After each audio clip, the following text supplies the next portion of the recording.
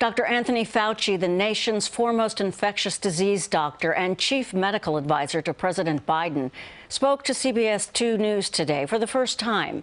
Our own Jessica Moore talked with him about the state of the pandemic and what's next. Before we get into the nitty-gritty, I want to ask you a question I don't think you're asked often enough. How are you doing personally? Are you breathing a little bit easier these days? I'm doing fine. Thank you for asking.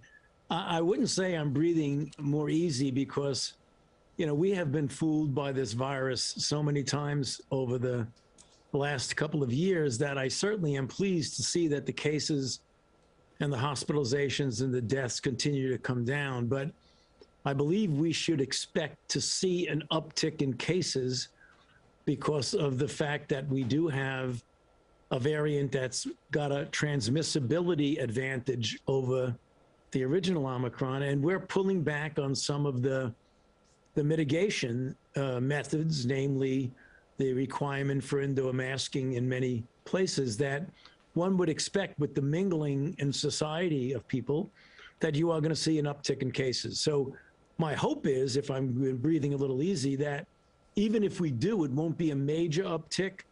And if it is, it will not be associated with an increase in severity of disease. But we don't know that. I mean, looking across the ocean at the UK and at several of the European countries, some of them are seeing upticks that are associated with increase in hospitalization. So we've got to be careful. We can't declare victory prematurely here.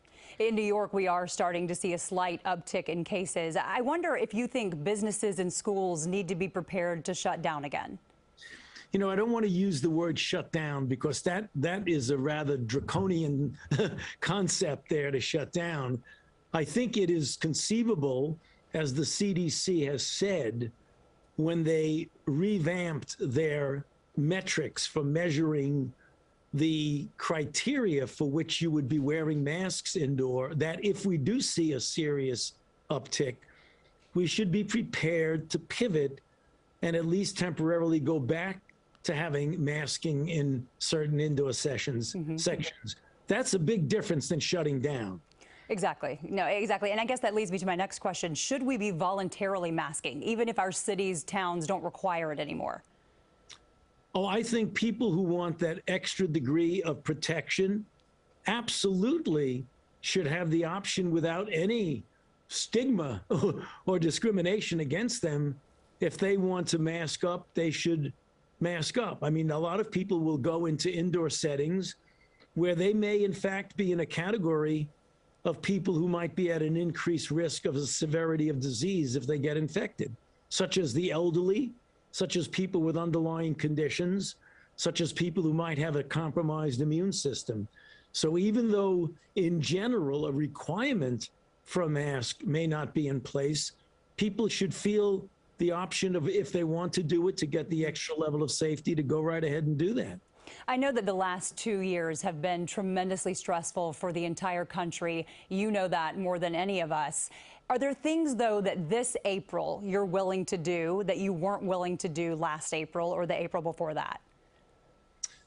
Well, it's tough to say I am willing, because my life is different than the life of the general population. I'm very much wedded to my 24/7 job that I have. But if I were not in this position, I would feel more comfortable in mingling in indoor settings than I did months ago.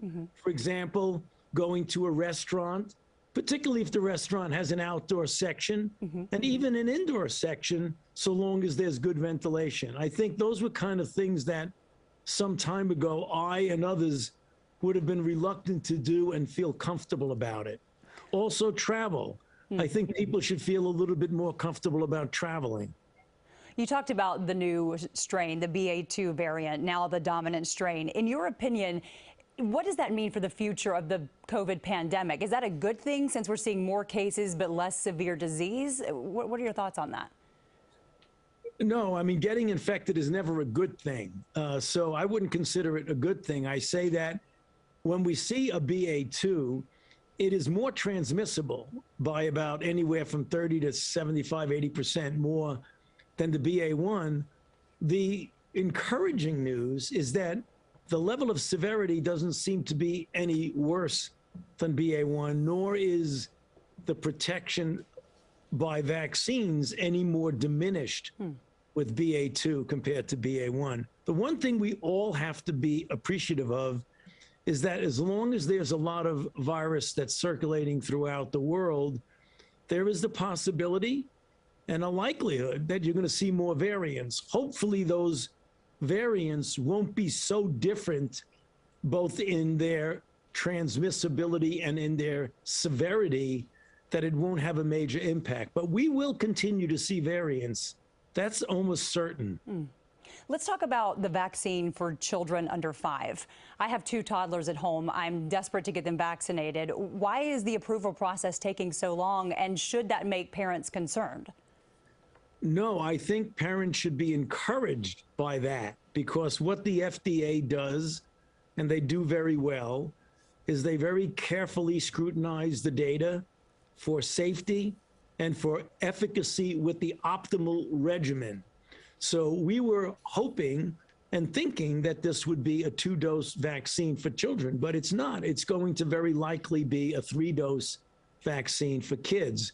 And the clinical trial started off as a 2-dose, and it didn't meet the criteria that the FDA felt would be adequate to make it widely available. So the studies are going on right now to look at what the efficacy and obviously the safety is of a 3-dose regimen. When they get data that's sufficient enough to make a decision, I think you and other parents like yourself should feel very, very comfortable that that's the right thing to do. Yeah, that's good to hear. And hypothetically, you've said in the past, if you had grandchildren, you would say you'd feel comfortable with them taking it, even a little one, even like a 1 or 2-year-old. No doubt in my mind. I mean, if I had grandchildren, which I wish I did, but I don't. Maybe one day, Grandpa Fauci. Grandpa Fauci, I certainly would encourage my daughters to have their children vaccinated. What about this 4th shot? If it's approved for everyone to take, should everyone take this shot, or is there too much of a good thing? Well, right now, it's authorized for people 50 and older and those with underlying conditions, particularly immune compromise. I, as a physician, would recommend that if it's available to them and you want that extra level of protection, I would go ahead and do it. The broader question for the future will be what happens when we get to the fall and the durability of immunity for everybody will have waned by then, because that's, 6-7 months out from now. And what's happening is that the advisory committee to the FDA, called their VRBPAC, they will be meeting on April 6th, and they will be looking at what the probability or feasibility is of having a shot for everyone as we get into the fall, because of the possibility, maybe likelihood, that we will see a surge then. And by that time, the immunity of a lot of people who have already gotten their 3rd shot will have diminished, maybe sufficiently enough for there to be a danger of getting infected and severe disease. But that is going to be something that will be discussed at that April 6th meeting. Got it. And our last question for you this afternoon. I'm not telling you anything that you don't know, but COVID has become one of the most highly politicized, highly polarizing topics in our country. In your opinion, what does it say about the future of healthcare in our country when we can be this divided? It makes me very concerned. I really am. And of all of the breakthroughs of infectious diseases and outbreaks, be they Ebola or pandemic flu or HIV/AIDS, in all of my almost 40 years of experience as the director of this institute, I have never seen anything even close to this, with the degree of divisiveness in our country, which has spilled over into the public health arena, where decisions and even recommendations by politicians are made about vaccinations and masking that are contrary to good fundamental public health principles.